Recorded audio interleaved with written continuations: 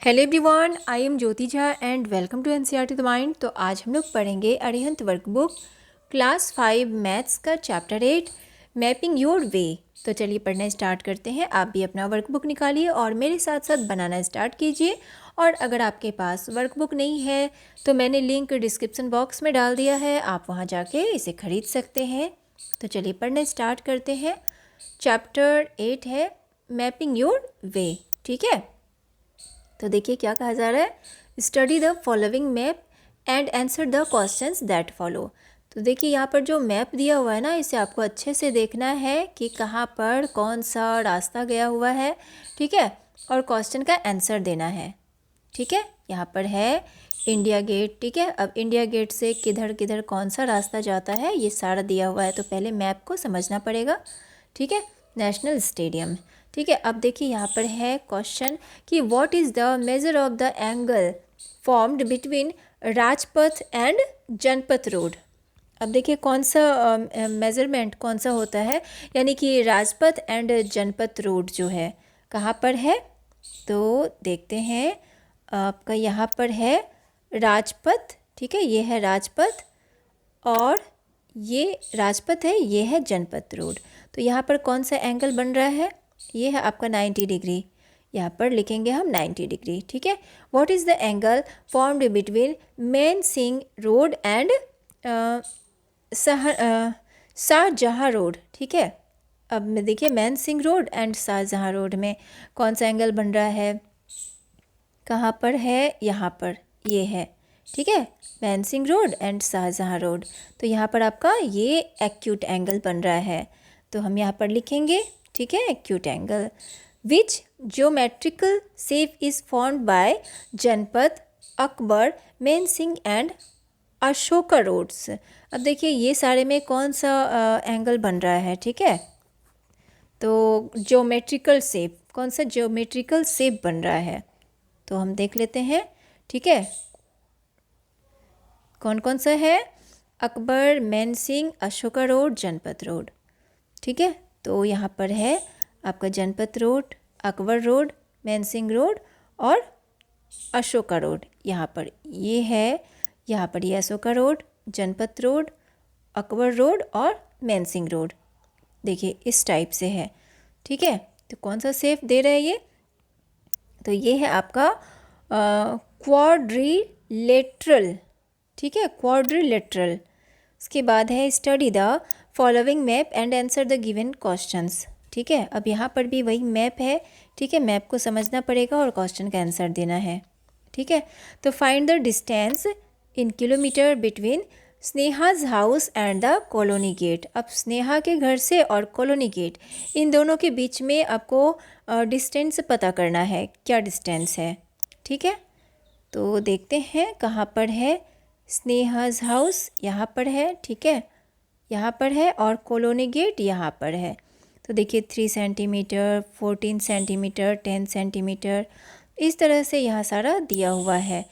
ठीक है, तो यहाँ पर देखिए 3 यहाँ पर 3 किलोमीटर।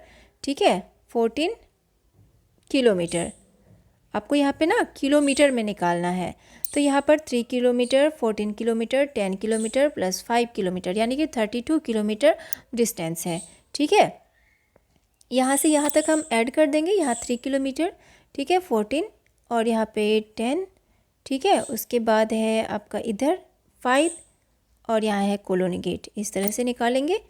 ठीक है, उसके बाद है तो यहाँ पर हम लिखेंगे कि distance between Sneha's house and colony gate is 32 kilometre. ठीक है, if you go from section 5 to Dhanwapur road then in which direction will you go. अगर आप धनवापुर जा रहे हैं तो किस डायरेक्शन में जाएंगे आप। ठीक है, तो यहाँ पर है धनवापुर रोड, तो किस डायरेक्शन में जाएंगे, तो यहाँ पे ईस्ट डायरेक्शन होगा। ठीक है, तो लिखेंगे ईस्ट। ठीक है, अब देखिए Arihant is situated in front of DM office is Daryaganj. DM office is to the left side of Red Fort as sound in the map given below. अब देखिए यहाँ पर ये भी मैप दिया हुआ है कि अरिहंत जो है ना वो सिचुएटेड है कहाँ, डीएम ऑफिस इन दरियागंज। ठीक है, तो यहाँ पर अरिहंत, यहाँ पे राजपथ, ठीक है, और यहाँ पे डीयू। ठीक है, what is nearer to Rajpath, Arihant और डीयू? तो कौन नज़दीक है, राजपथ या डीएम? तो यहाँ पर आपका अरिहंत। ठीक है, अरिहंत या डीयू, तो यहाँ पर अरिहंत नज़दीक है, तो यहाँ पर हम लिखेंगे। उसके बाद है draw the same figure at the right hand side on a grid of size 4 centimetre multi 4 centimetre.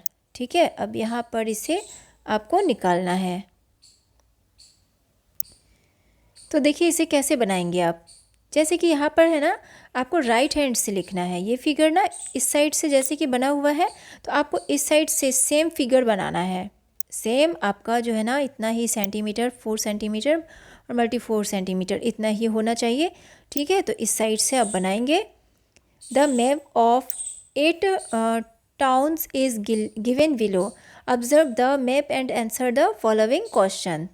ठीक है, अब यहाँ नीचे मैप दिया हुआ है। ठीक है, 1 centimetre is equal to 20 kilometre, इस तरह से दिया हुआ है। यानी कि अब what is the distance in kilometre, kilometre में निकालना है between Ranchi and Kolkata on map. अब रांची और कोलकाता के बीच डिस्टेंस निकालना है। तो आपका कहाँ पर है, रांची यहाँ है और कोलकाता यहाँ पर है। अब इन दोनों के बीच हमें डिस्टेंस निकालना है। तो 4 centimetre plus 2 centimetre is equal to 6 centimetre, और 6 multi 20 is equal to 120 kilometre. ठीक है, यानी कि 1 centimetre is equal to 20 kilometre.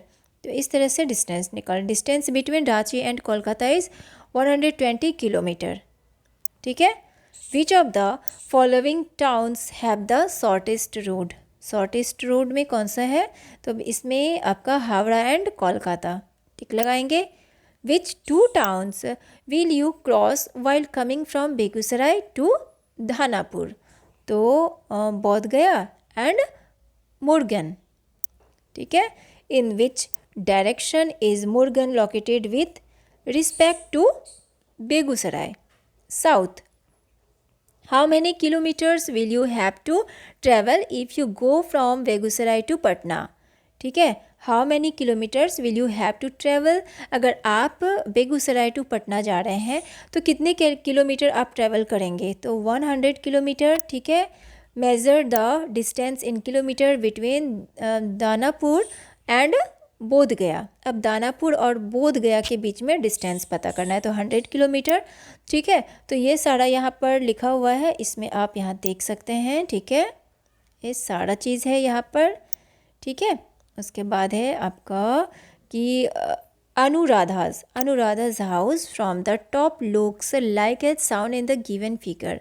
अब देखिए अनुराधा का जो घर है ना वो टॉप लुक में दिख रहा है, ये जो फिगर है ना इस फिगर में। ठीक है, तो main gate, kitchen, garden, living room, ये सारा चीज़ इसमें है, डाइनिंग रूम। ठीक है, ये सारा है। तो अब देखिए क्वेश्चन है कि what is the area in square centimetre of each hall. ठीक है, अब हॉल का जो है कितना सेंटीमीटर में दिया हुआ है, यानी कि 24 स्क्वायर सेंटीमीटर। ठीक है, हॉल का देखते हैं। ठीक है, या हॉल 1, हॉल 2 ये सारा दिया हुआ है, बहुत सारा है। ठीक है, तो 24 स्क्वायर सेंटीमीटर होगा। How many times bigger is the area of living room than that of a hall.